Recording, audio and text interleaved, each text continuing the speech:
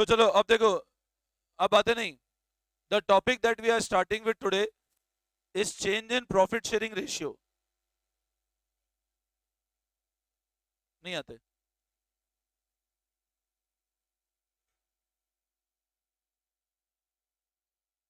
अब देखो ध्यान देना, अब बातें नहीं। सब लोग इधर ध्यान देंगे। This is chapter number 4। Partnership का चैप्टर नंबर 4 है, change in profit sharing ratio. ठीक है। अब देखो, ये जो चैप्टर है change in profit sharing ratio, profit sharing ratio मतलब शॉर्ट फॉर्म कह दो पीएसआर। अब हम लोग इसके बाद, अब बातें नहीं करना, प्लीज सब लोग ध्यान से सुनना है ना। इसके बाद जैसे अपन एक टॉपिक पढ़ेंगे एडमिशन, फिर पढ़ेंगे हम लोग रिटायरमेंट, और फिर पढ़ेंगे एक कंसेप्ट डेथ का। तो ये जो 3 चैप्टर्स हैं ये लगभग लगभग मिलते जुलते चैप्टर्स हैं। मतलब जब आपको चेंज इन रेशियो समझ में आ जाएगा ना, तो फिर आपको एडमिशन, रिटायरमेंट, डेथ, उनमें बहुत ज्यादा दिक्कत नहीं आएगी। मतलब सिर्फ छोटा छोटा चेंज है, कंसेप्ट लगभग लगभग सेम है। अब change in profit sharing ratio का मतलब क्या होता है यहां पर है ना, देखो स्टार्ट करने के पहले मैं आपको बेसिक बताता हूँ चैप्टर का कंसेप्ट क्या है। इस चैप्टर का कंसेप्ट क्या है, जैसे मान लो एक फर्म में 3 पार्टनर है, एबीसी। मान लो एक फर्म के अंदर there are 3 partner, A B and C, और ये 3 पार्टनर्स अभी प्रॉफिट शेयर कर रहे हैं 3:2:1 में। अज्यूम करो एक फर्म के अंदर there are 3 partners, A B and C, who are currently sharing profit in the ratio 3:2:1। मेरी बात फिर सुनना। मान लो अभी एक फर्म के अंदर there are 3 partner, A B and C, जो प्रॉफिट शेयर कर रहे हैं 3:2:1 में। अब इनने क्या किया, ये सोचा कि ये क्या करते हैं, अब इस रेशियो को चेंज कर देते हैं, और वो कर देते हैं 1:1:1। इसका मतलब क्या हुआ, जहां पहले ए को 3:6 मिलता था, 3:6 का मतलब क्या हुआ, 50%। 3:6 का मतलब क्या हुआ, अब ए को ये बोला तुम्हारा शेयर होगा 1/3। 1/3 मतलब हो गया 33.33%। चेंज इन रेशियो का मतलब क्या होता है, हमने क्या किया, एक पार्टनर का रेशियो, प्रॉफिट शेयरिंग रेशियो कम कर दिया, किसी और पार्टनर का रेशियो बढ़ा दिया। अब मेरे को एक बात बताओ, पहले ए को मिलता था 3/6, बी को मिलता था 2/6, इसको मिलता था 1/6। 3/6 मतलब हुआ बच्चों 50%, इसका मतलब हुआ 33.33, और इसका मतलब हुआ 16 ये इनका पुराना रेशियो था। मतलब अगर 1 रुपया कमाते थे तो सबके अंदर ऐसा पैसा बढ़ता था। अब क्या बोला, सबने कितना कर दिया रेशियो अपना, 1/3 1/3 1/3। मतलब अब ए को कितना मिलेगा और इसको भी कितना मिलेगा, तो तीनों ने अपना रेशियो चेंज कर दिया। अब मेरे को बताओ सी को पहले कितना मिलता था, बताओ बच्चों सी को कितना मिलता था पहले, और अब सी कितना कर दिया। तो लो सी को कोई दिक्कत होगी क्या, सी को तो फायदा है, सी बोलेगा और बढ़िया बात है। बी को पहले भी उतना ही मिलता था, अभी भी उतना मिल रहा है, बी के अंदर कोई चेंज नहीं है, 33.33 मिल रहा है। बट ऑब्जेक्शन कौन करेगा, एक बोलेगा पहले मेरा 50% था, अब आपने 33 कर दिया। तो अब ये बोलता है कि अभी तक जो 10 साल हो गए चलते हुए, जब तक तो मैंने कितना कमाया, तो मैंने मेहनत भी 50% ही दी है फर्म में।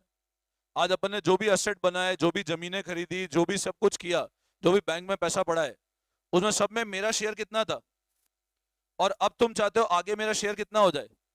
अब मान लो एक जमीन है, अज्यूम करो ये लैंड, पीस ऑफ लैंड है। ये पीस ऑफ लैंड जब खरीदा था तब 5 लाख थी, आज उस जमीन की कीमत हो गई मान लो 50 लाख रुपए। अब आप ए को कहते हो भाई देख 1 अप्रैल 2022 से ये जो रेशियो है ना तेरा, तेरा रेशियो अब कितना रह जाएगा, 33%।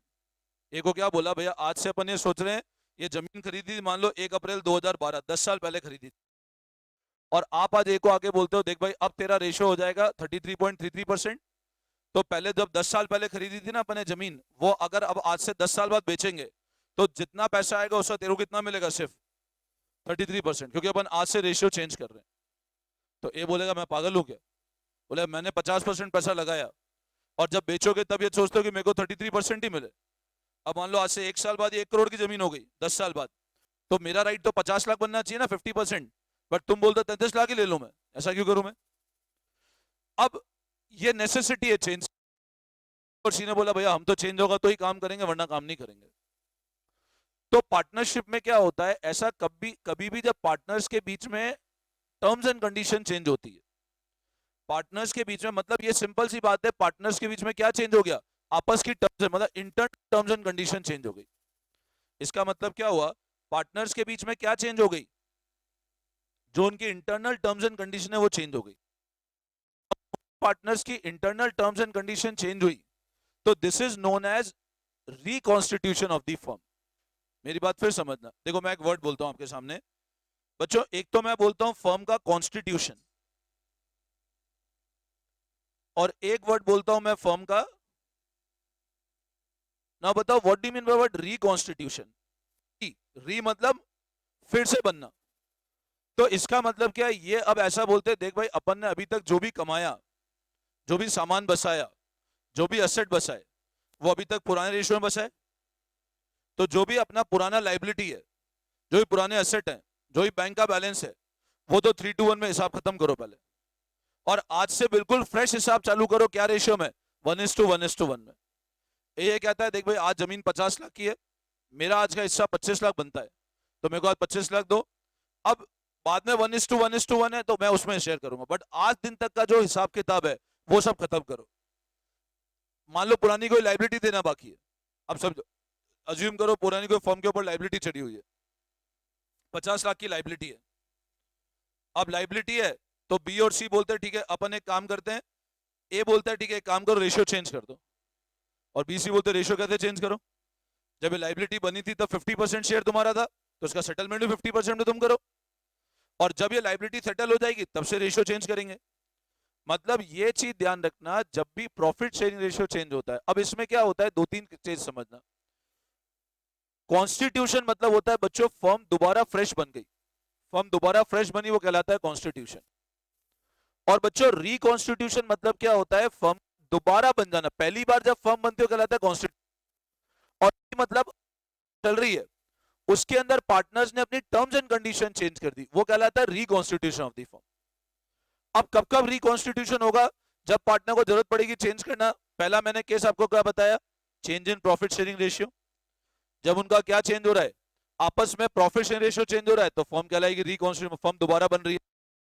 अगला केस कब होगा, जब भी कोई पार्टनर नया मान लो फर्म को जुड़ जाएगा, कोई नया पार्टनर ने क्या किया फर्म में, मान लो एडमिशन ले लिया, एक नया पार्टनर आया बोलता है मेरे को फर्म में जोड़ दो, तो that is known as reconstitution of the firm. मान लो कोई पार्टनर लेट से फर्म से क्या ले लेता है, तो वो कहलाएगा रिकॉन्स्टिट्यूशन, फर्म का दोबारा बनना। मान लो किसी पार्टनर की क्या हो जाती है, तो वो कहलाएगा रिकॉन्स्टिट्यूशन। मतलब रिकॉन्स्टिट्यूशन ऑफ द फर्म का मतलब क्या होता है बच्चों, पुराने एग्रीमेंट को चेंज करके दोबारा से नया एग्रीमेंट करना।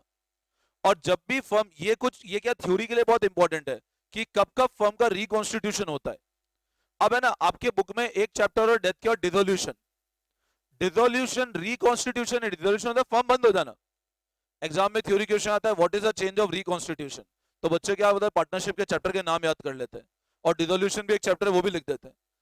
ध्यान रखना डिसोल्यूशन फर्म का रिकॉन्स्टिट्यूशन नहीं होता है, रिकॉन्स्टिट्यूशन मतलब पुराने एग्रीमेंट को चेंज करके नया एग्रीमेंट बन रहा है, और डिसोल्यूशन मतलब अपन क्या पढ़ेंगे, फर्म का बंद हो जाना, फर्म ही बंद कर दिया। तो रिकॉन्स्टिट्यूशन फर्म का मतलब क्या होता है, पुराने एग्रीमेंट को चेंज करके नया एग्रीमेंट बना लेना, that is known as reconstitution of the firm. और जब भी फर्म रिकॉन्स्टिट्यूट होगी, अब रिकॉन्स्टिट्यूट कब कब होगी, जब रेशियो चेंज होगा, जब किसी पार्टनर क्या होगा, जब किसी पार्टनर क्या होगा, जब किसी पार्टनर क्या होगी। तो इन सारे कंडीशन पे जब भी हो, अब देयर आर सर्टेन एडजस्टमेंट जो करना ही पड़ेगा। आई बात समझ में, तो पहले लिखो आप लोग, फिर मैं समझाता हूं, लिखो आप लोग, इन profit sharing ratio, the change in PSR, जहां भी प्रॉफिट शेयरिंग रेशियो बोलूं शॉर्ट फॉर्म पीएसआर लिख देना, लिखना, change in profit sharing ratio is one of the mode of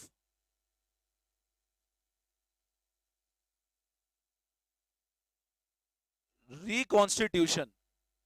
Change in profit sharing ratio is one of the mode of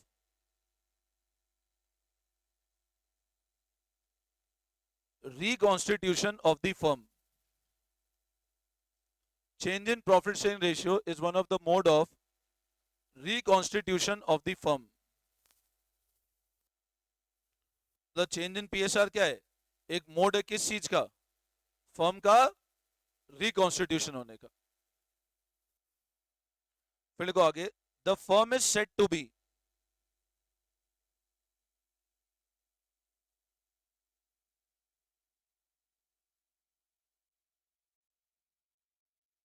the firm is said to be reconstituted. Firm is said to be reconstituted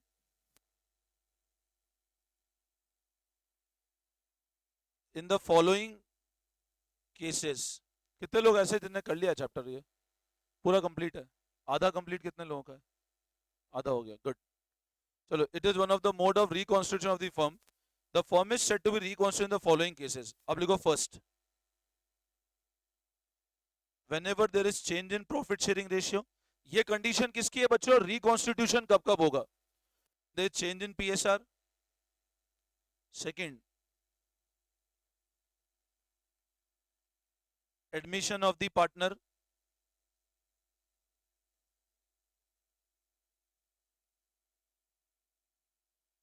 Third, retirement of the partner.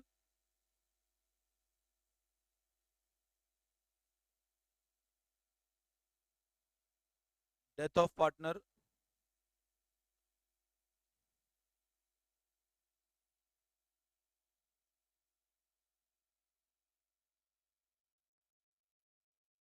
So these are all condition of reconstitution of the firm. तो change in PSR is one of the mode of reconstitution. Form reconstitute कब कब होती है? जब ratio change होता है, कोई partner का एडमिशन होता है, किसी पार्टनर रिटायरमेंट हो जाए, कोई पार्टनर की डेथ हो जाए, उनका अमालगमेशन. अमालगमेशन मतलब मर्ज हो जाए, दो फर्म मिल जाए आपस में. खैर सिलेबस का पार्ट नहीं, ये आगे पढ़ोगे जब तुम इंटर लेवल पे जाओगे, ठीक है ना. तो इट इज नॉट, बट ये थ्योरी पे ध्यान रखना, this is very important for theory, कि कब कब फर्म का रिकॉन्स्टिट्यूशन होता है. तो these are the condition of reconstitution, मतलब कब कब फर्म का वापस से पुनः जन्म होता है, हिंदी में ऐसा समझ लो, है ना. Reconstitution of the firm. बोलो यहां तक कोई दिक्कत? वापस समझाऊं? कोई डाउट नहीं है? आगे बढ़ सकते हैं, ठीक है. अब ये सवाल उठता है कि सर जब ये चेंज होगा, जब भी फर्म का रिकॉन्स्टिट्यूशन होगा तो क्या क्या करना पड़ेगा? कि जब भी फर्म का रिकॉन्स्टिट्यूशन होता है तो हमको क्या क्या करना पड़ेगा. तो क्या क्या करना पड़ेगा तो लिखो ना, व्हेनेवर देयर इज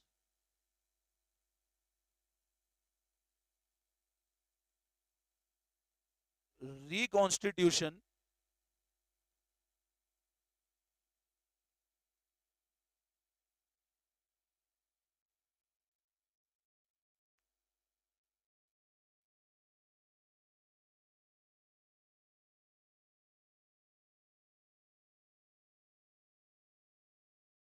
अब जब भी फर्म का रिकॉन्स्टिट्यूशन होगा ये एडजस्टमेंट हमेशा करे जाएंगे.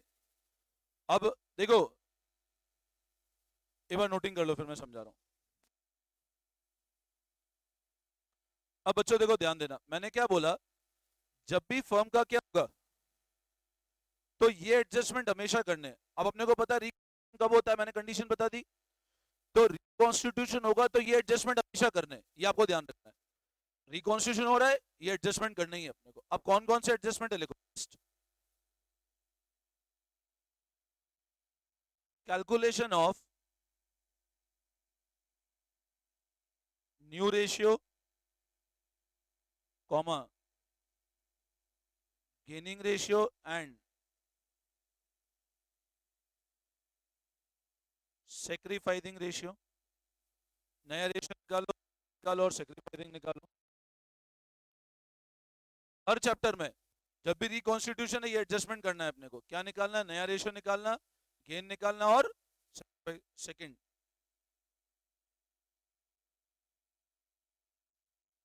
Adjustment of goodwill. अभी हमेशा करना पड़ेगा अपने को. किसका एडजस्टमेंट? गुडिया.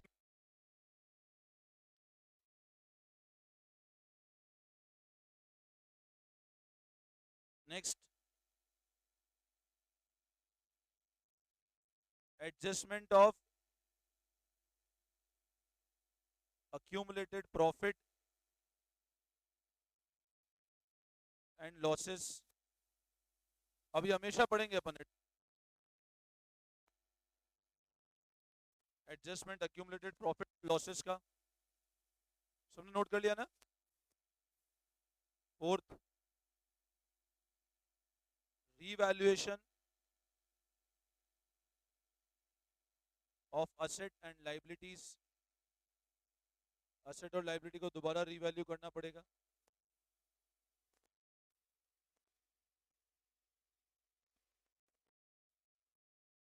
फिफ्थ लिखो एडजस्टमेंट ऑफ कैपिटल.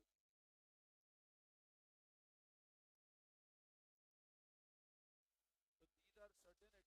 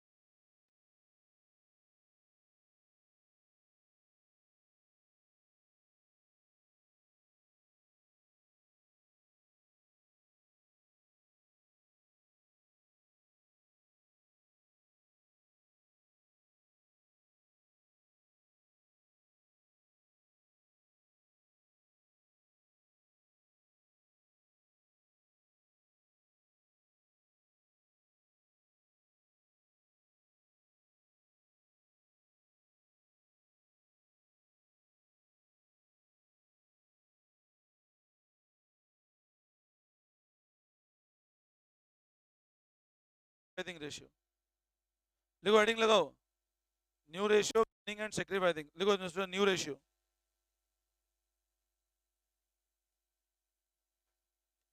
लिखो new ratio. The ratio in which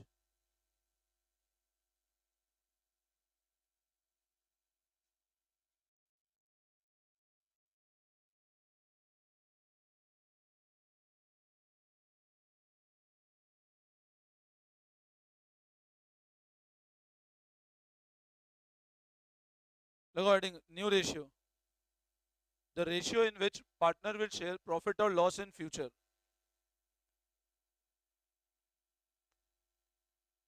Ratio in which partner will share profit or loss in future.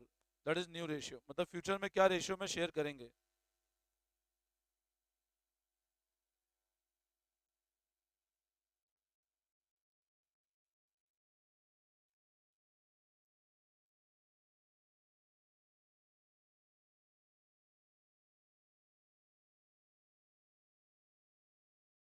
Ratio in which partner gain, gaining ratio.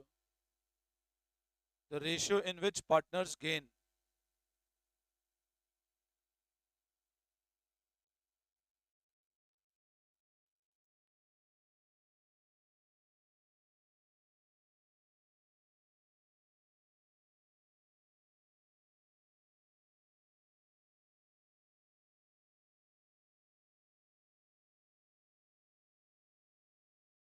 तो वो रेशियो जिसमें पार्टनर प्रॉफिट और losses future में share करेंगे कहलाएगा नया ratio. Gaining ratio मतलब जिस रेशियो में पार्टनर को फायदा हो रहा है, और सेक्रीफाइस मतलब जिस रेशियो में पार्टनर अपना शेयर लूज कर रहे हैं.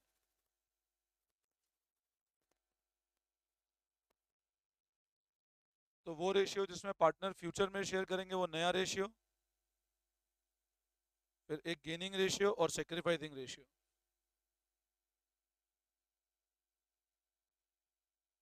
यहां तक नोटिंग कर लिया? सब लिख लिया यहां तक?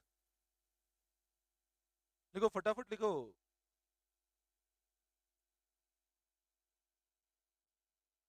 अब लिखो नेक्स्ट लाइन में,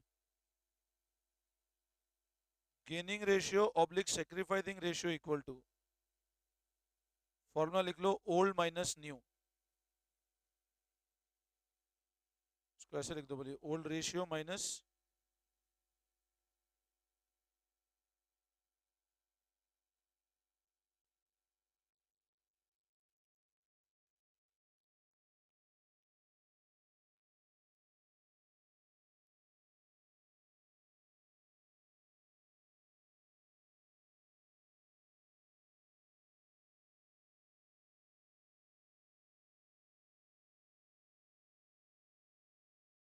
देखो, तो ये वैल्यू पॉजिटिव है तो सेक्रीफाइस है, और ये वैल्यू नेगेटिव है तो इंडिकेट करता है गेन।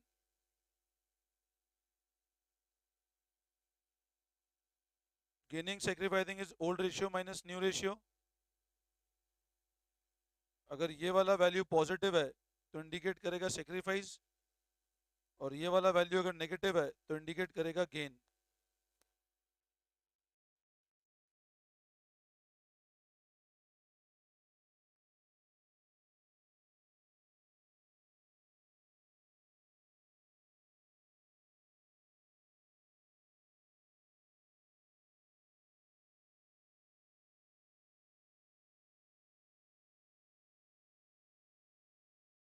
नोट कर लिया इसको? तो गेनिंग सेक्रीफाइसिंग का फॉर्मूला समझ में आया, ओल्ड माइनस न्यू। अगर आंसर पॉजिटिव है, मतलब जैसे मान लो अपन ने इसको सॉल्व किया और अरे यार, अबे ना देखो, जिसने पढ़ लिया ना, फिर मैं अभी ऐसी चीजें दूंगा कि तुम चुप हो जाओगे, फिर बातें मत करो। अगर रेशियो पॉजिटिव है तो इंडिकेट क्या करेगा, और नेगेटिव है तो क्या इंडिकेट करेगा, गेन। ठीक है ना? जिसने पढ़ लिया वो भी ध्यान दो, कुछ कंसेप्ट ऐसे हैं जो हो सकता है तुमको नहीं समझ आए तो वापस समझ में आ जाए। तो पॉजिटिव इंडिकेट करता है सेक्रीफाइस, नेगेटिव इंडिकेट करेगा गेन। अब है ना, ये ध्यान रखना, बुक में क्या है, बुक के अंदर कभी तुम सॉल्यूशन देखोगे तो बुक में पता है ऐसा कर रखा है, सेक्रीफाइस और गेनिंग, गेनिंग का तो फॉर्मूला लिख दिया न्यू माइनस ओल्ड, और सेक्रीफाइस कर दिया ओल्ड माइनस न्यू। तो कभी कभी बच्चे कंफ्यूज हो जाते हैं। मैंने बोला आप एक ही फॉर्मूला याद रखो, you remember only single formula, old minus new. अब मेरे को एक बात बताओ, अगर ओल्ड ज्यादा है और न्यू कम है, पुराना ज्यादा है और नया कम है, तो नुकसान है या फायदा है? नुकसान है। तो आपका रिजल्ट पॉजिटिव में आना है भाई, क्योंकि मैंने आपको एक ही फॉर्मूला बताया, ओल्ड माइनस न्यू। अगर ये ज्यादा है ये कम है तो रिजल्ट किस में आएगा? और मान लो उल्टा है, ओल्ड कम है न्यू ज्यादा है, नेगेटिव, तो आप एक ही फॉर्मूला याद रखना, ओल्ड माइनस न्यू। अगर रिजल्ट नेगेटिव आए तो वो इंप्लाइड है गेन है, और अगर रिजल्ट पॉजिटिव आए तो इंप्लाइड है सेक्रीफाइस है। बोलो आई बात समझ में? तो gaining sacrificing ratio is old minus new. If the result is positive it indicate gain sacrifice, negative indicate क्या करता है, गेन। बोलो यहां तक कोई दिक्कत, एनी डाउट? आगे बढ़े? ठीक है, आ जाओ एक बार, अब बुक पे आ जाओ एक बार, टीएस लेवल खोल लो एक बार सब लोग, टीएस में आ जाओ, page number,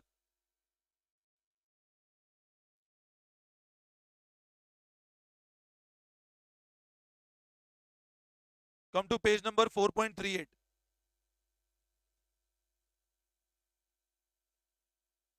come to page number 4.38, question number 1 देखो।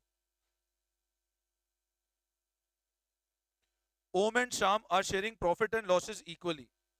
अब दो पार्टनर है ओम एंड श्याम, तो ओ एंड एस, इनका प्रॉफिट और लॉसेस क्या है, equally. With effect from 1 April they agree to share profit in 4:3। अब बच्चों ये इनका कौन सा रेशियो हुआ, और अब इनने क्या करा, रेशियो क्या कर दिया, ये क्या हो गया इनको, नहीं हो गया। समझ में आया? पहले रेशियो 1:1 था और अब रेशियो कितना कर दिया, आगे बोल रहा है कैलकुलेट करो इंडिविजुअल गेन और सेक्रीफाइस, एक पार्टनर को कितना फायदा हो कितना नुकसान हो। अब मेरे को एक बात बताओ, मेरे को पता है गेनिंग और सेक्रीफाइसिंग का फॉर्मूला क्या होता है, एक ही फॉर्मूला याद रखना है, रिजल्ट नेगेटिव है तो gain, positive sacrifice. O and S, बताओ ओल्ड कितना था और इसका भी कितना था, और न्यू कितना है,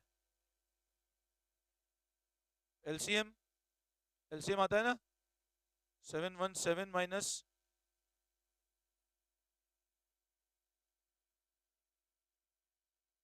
7 - 6, तो ये क्या हुआ और ये क्या हुआ, और समझ आया। एलसीएम आता है ना, यहाँ एलसीएम काफी जगह जरूरत पड़ेगी है ना। ठीक है चलो करो कॉपी, फटाफट करो, करो कॉपी करो फटाफट।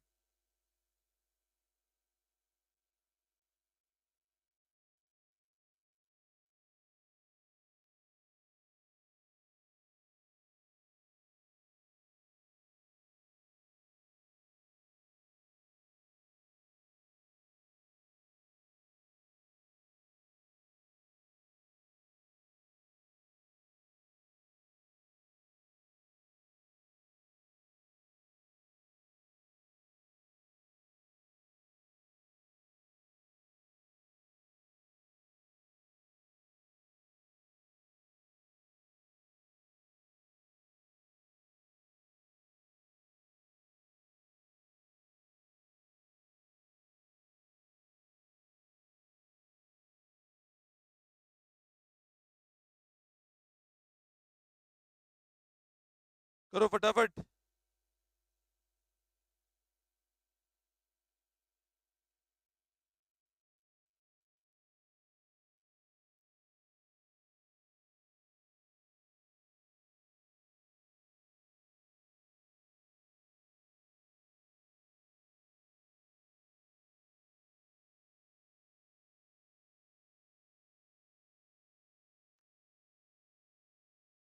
हो गया, आगे बढ़े, कॉपी कर लिया सबने। Come to question number third, देख लो क्वेश्चन नंबर 3, सेकंड होमवर्क कर लेना, सेकंड होमवर्क करना, थर्ड पे आ जाओ। इसको हटा दो, चलो फटाफट करो, थर्ड क्वेश्चन पढ़ो। XYZ partner sharing profit in the ratio 5:3:2। अब ये इनका ओल्ड रेशियो है, 5:3:2। थोड़ा स्पीड बढ़ाओ बंदे तो। XYZ का ओल्ड रेशियो 5:3:2 है, और अब इनका नया रेशियो क्या हो गया, इक्वल। अब नया रेशियो क्या है इनका,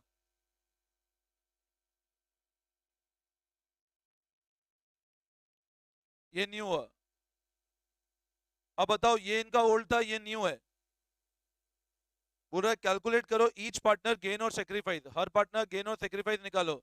बताओ गेनिंग सेक्रीफाइसिंग क्या होगा, एक ही फॉर्मूला, ओल्ड माइनस न्यू। तो लिखो आप एक्स वाई और जेड, 5/10,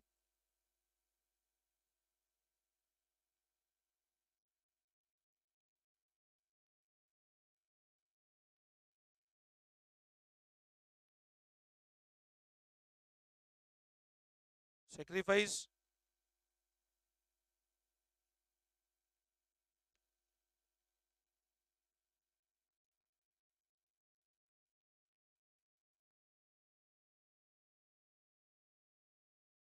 तो वाई और जेड को गेन हुआ और एक्स ने सेक्रीफाइस किया, वाई और जेड को तो गेन हुआ और एक्स ने सेक्रीफाइस किया। फटाफट कर लो कॉपी।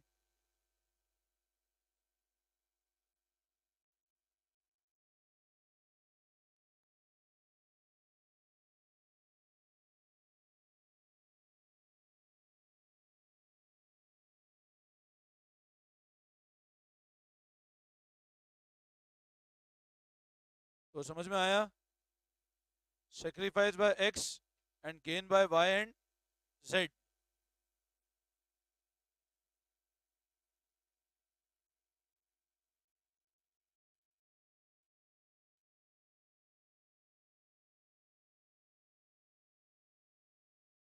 यहां तक कोई doubt,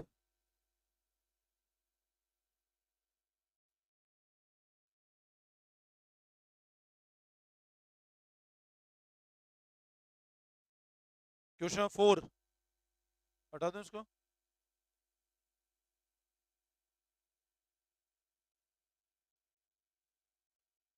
A B and C are partner sharing profit and loss in 5-4-1, तो एबीसी का रेशियो कितना है? फिर calculate new ratio sacrifice and gaining ratio in each of the following cases. नया रेशियो निकालो, सेक्रीफाइस निकालो, गेनिंग निकालो। As per new agreement C acquire 1/5 share from ए। अब ध्यान दो, ए बी और सी, ए का था 5/10, अब नए एग्रीमेंट से 1/5 शेयर सी किससे ले रहा है? तो सी ने ए से लिया, मतलब ए ने दिया, तो ए में क्या करूं, माइनस की प्लस, ए में हटा दूं, कितना हटा दूं, तो ए में 1/5 हटा देता हूं,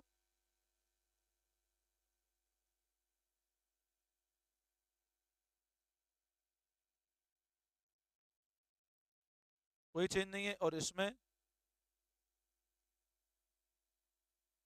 समझ आया? तो अब देखो नया रेशियो क्या बना, ये वाला नया रेशियो बन रहा है, चेक करो, this is your new ratio. तो नया रेशियो कैसे लिख सकता हूं मैं?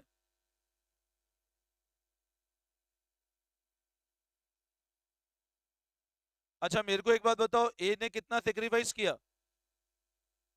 तो ए का सेक्रीफाइस लिखो, साथ में लिखते जाओ, वेट किसका करते रहते हो? मैं बोल रहा हूं लिखते जाओ बस, ये तो बहुत इजी है। ए सेक्रीफाइस 1/5 और सी का गेन हुआ 1/5। लिखो फटाफट।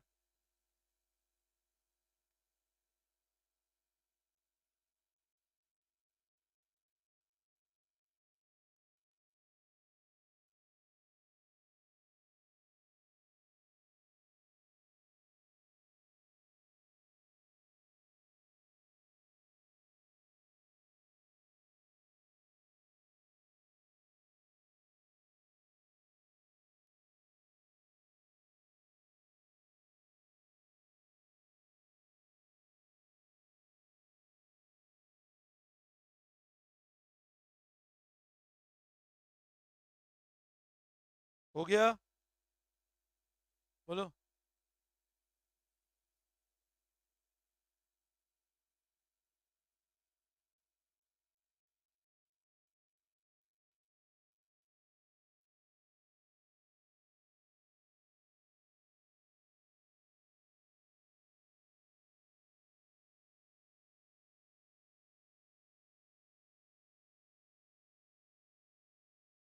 हो गया,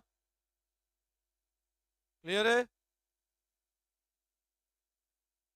अब केस नंबर 2 पढ़ो, ये तो केस नंबर 1 था इसका, अब इसमें केस हटा दो इसको। अब केस नंबर 2 पढ़ो, C acquire 1/5 equally from A and B. अब 1/5 इक्वली लेता है,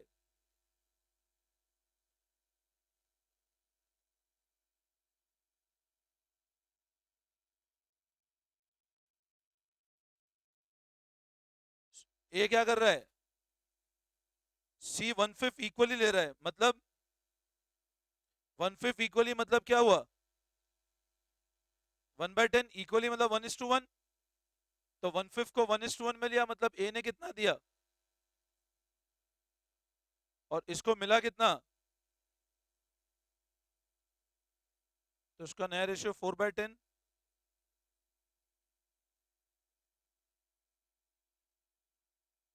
तो नया रेशियो क्या आया,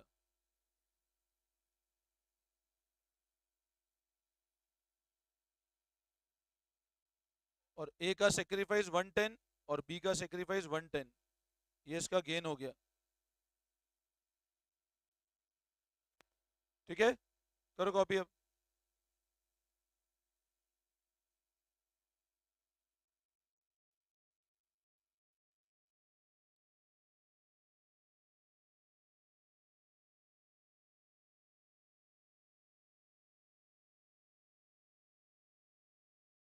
करो फटाफट।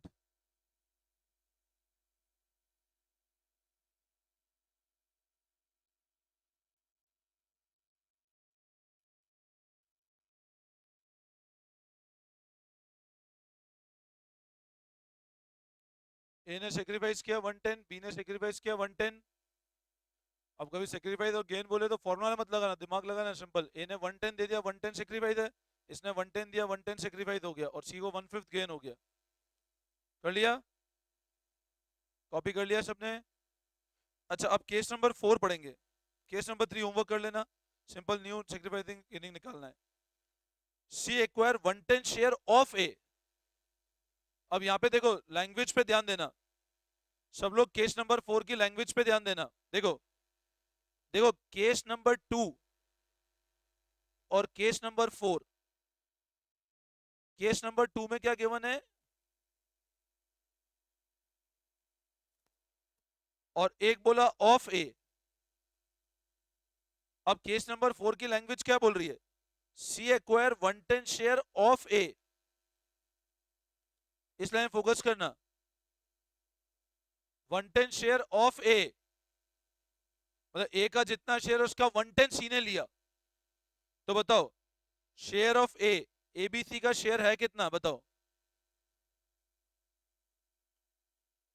तो share acquired by C from A, 1/2 share कितना? 1/10 है ना, सॉरी।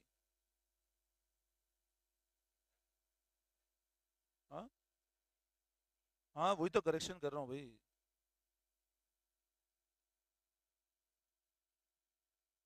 क्या गिवन है? 110 शेयर ऑफ ए, मतलब ए का कितना शेयर ले रहा है वो? ये इधर ऑफ आएगा सर, ऑफ ए, ठीक है। मतलब ये तो सही है ना, फ्रॉम मतलब मैं इसके लिए बोल रहा हूँ, फ्रॉम 500 ही तो लिया सी ने। अरे मेरी बात सुनो, वापस सुनो। सी ने कितना शेयर लिया? 110 शेयर लिया किसका? तो ए का खुद का शेयर कितना है? उसका कितना शेयर लिया? तो सी ने कितना लिया ए से? तो मैंने फ्रॉम ए इसके लिए लिखा कि 500 शेयर लिया ना ए से।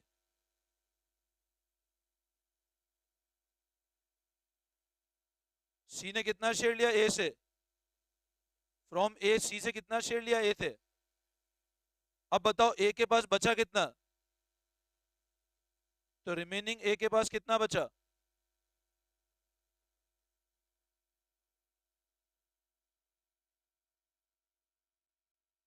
Forty five by hundred. समझ आया? अच्छा, बी से कितना लिया? 1/2 शेयर ऑफ बी। अब बी का खुद का शेयर कितना है? तो share acquired by C from B, 4/10 का 1/2 इतना लिया। तो रिमेनिंग कितना बचा बी का?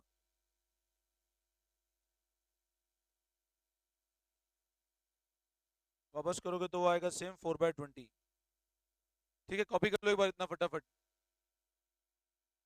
कॉपी करो इतना। Share acquire by C from A 5/100, remaining A का बचा 45/100। Acquire by C from B 4/20, remaining B का बचा 4/20।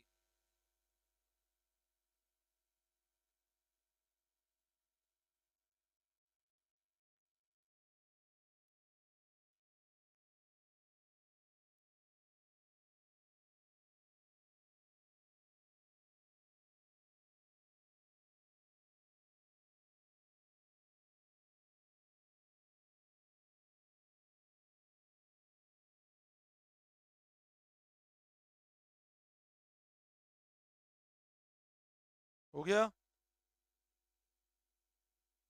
और अब बताओ सी का कितना शेयर हुआ?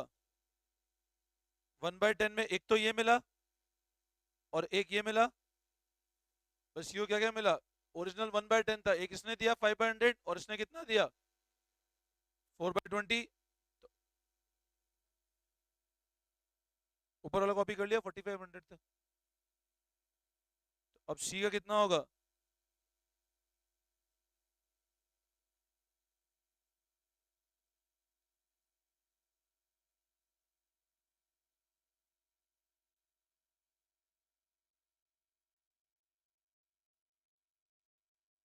$35/100।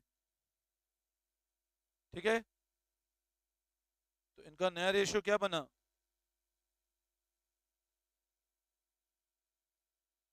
अब ध्यान देना, नया रेशियो क्या बना?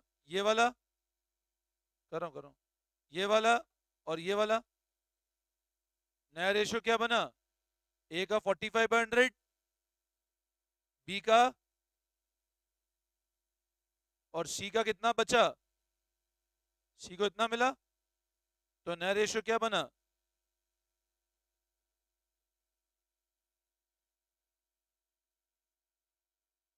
ये हुआ। अब तुम लोग सब देखो, इधर 100 है, इधर 100 है, इधर 20 है, तो अपन बेस सेम करेंगे। यूं नहीं लिख सकते 45 4 35, डायरेक्ट तो लिख नहीं सकते, अपने को बेस सेम करना पड़ेगा। तो बेस क्या करें, इसको क्या करें, 5 से मल्टीप्लाई करें, बेस सेम हो जाएगा। ठीक है ना? अरे अरे नहीं आएगा आधों को समझ में, मेरे को पता है, मेरे को मेरे तरीके से ही पढ़ा दो। ठीक है, समझ आया? तो अब बेस कैसे सेम करूं? 45/100, पहले 5 से मल्टीप्लाई किया, कितना हुआ? 5 से मल्टीप्लाई करूंगा तो बेस सेम होगा, बेस सेम हो जाएगा। इस टू 35/100, तो कितना रेशियो बना? अब सिंप्लीफाई कर सकते हैं इसको आराम से। क्या होगा 5 से करेंगे तो ये आपका नया रेशियो आया। बोलो समझ में आया? वापस समझाऊं? ये हमेशा ध्यान रखना, अपन आगे जाएंगे तो क्वेश्चंस में बेस सेम नहीं होंगे, बेस करना पड़ेगा सेम, तब जाके आप न्यू रेशियो एक साथ लिख पाओगे, है ना? करो फटाफट।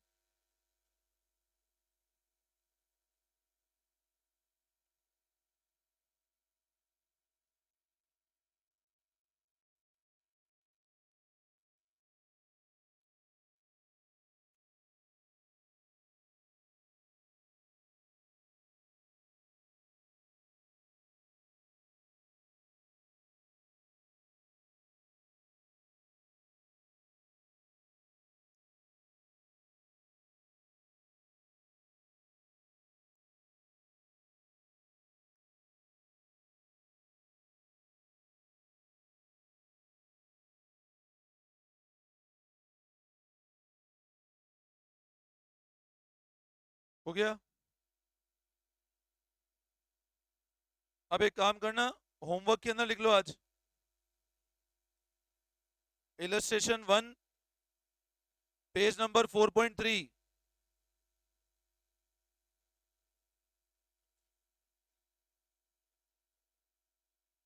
Illustration 1 2 3,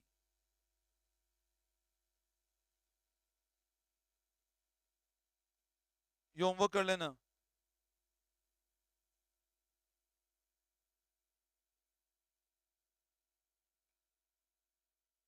do this as homework, है ना? इलस्ट्रेशन 1 2 3 होमवर्क करके आना बस, है ना? ये कर लेना, आप कल से करेंगे अकाउंटिंग फॉर गुडविल। ठीक है, चलो, thank you all of you.